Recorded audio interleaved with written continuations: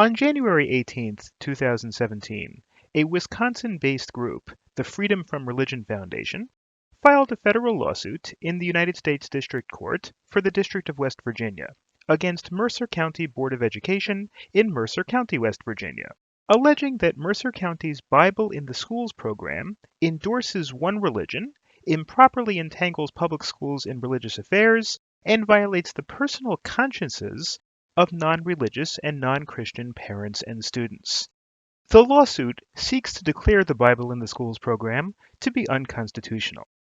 The program would offer high school students a course that would use Bible and its imagery, poetry, history, and context to study the political, social, and economic impact it has had on both history and world culture. The Bible in the Schools program has already been operating at elementary and middle school levels in Mercer County.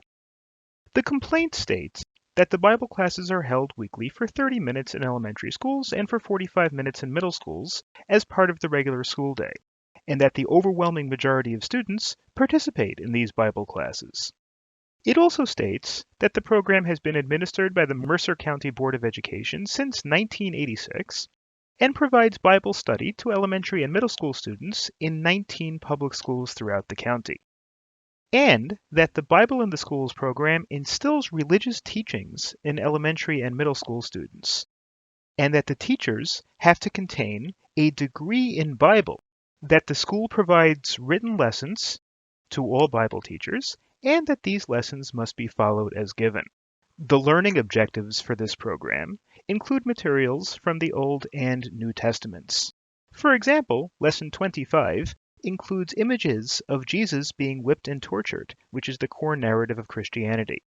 And it says that the overall purpose behind the lesson is to inculcate the biblical account of Jesus' death and resurrection, and that Bible lessons are similar to what a child might hear in a church's Sunday school.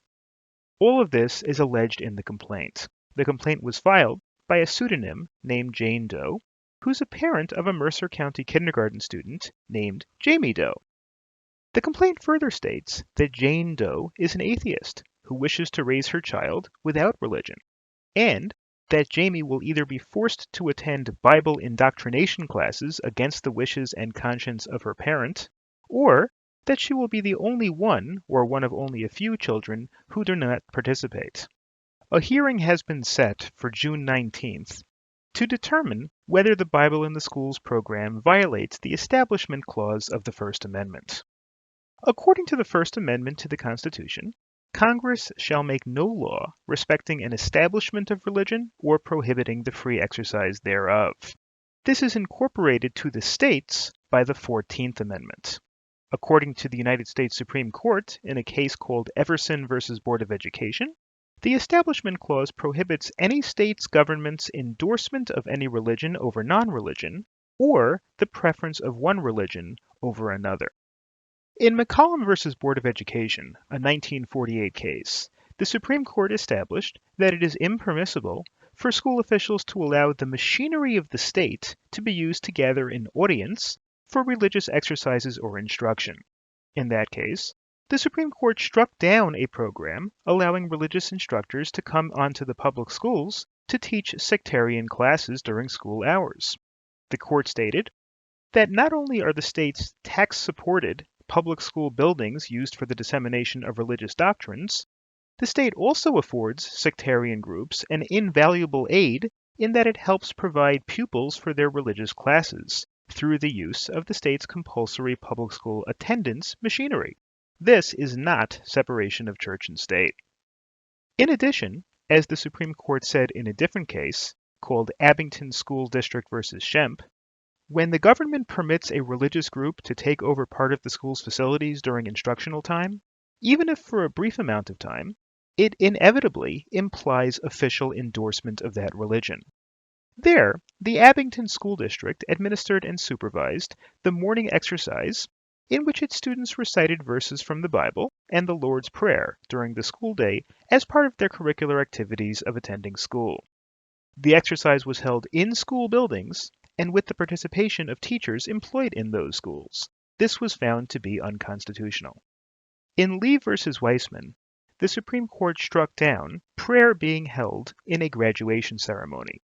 The court held that the Establishment Clause guarantees that a government may not coerce anyone to support or participate in religion or its exercise.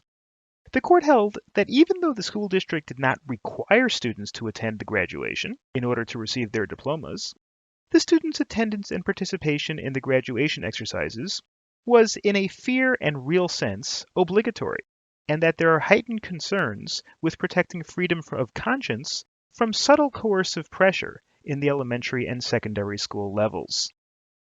There appear to be many similarities between the Mercer County program that we're discussing now and those scholastic programs that were found to be unconstitutional.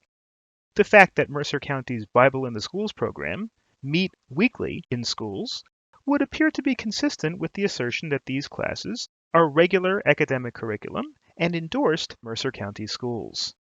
The fact that Mercer County's Bible in Schools program classes are taught by specially appointed Bible teachers with the instructional objectives directed to the Old and New Testament would appear to support the assertion that these Bible classes are religious in nature and similar to those lessons ordinarily offered in religious programs or Sunday schools. Like the sectarian programs discussed earlier, particularly in the McCollum case, the Mercer County's Bible in the Schools program is taught in school hours by religious instructors in public school buildings and supported by state taxes, and is carried out in religious terms similar to those offered in religious instruction. As in the Abington case, the Mercer County program is administered and supervised by school personnel and is held in the school buildings with the participation of teachers specially appointed by the schools. Finally, as discussed in the Lee case, the Mercer County program could be considered coercive in nature.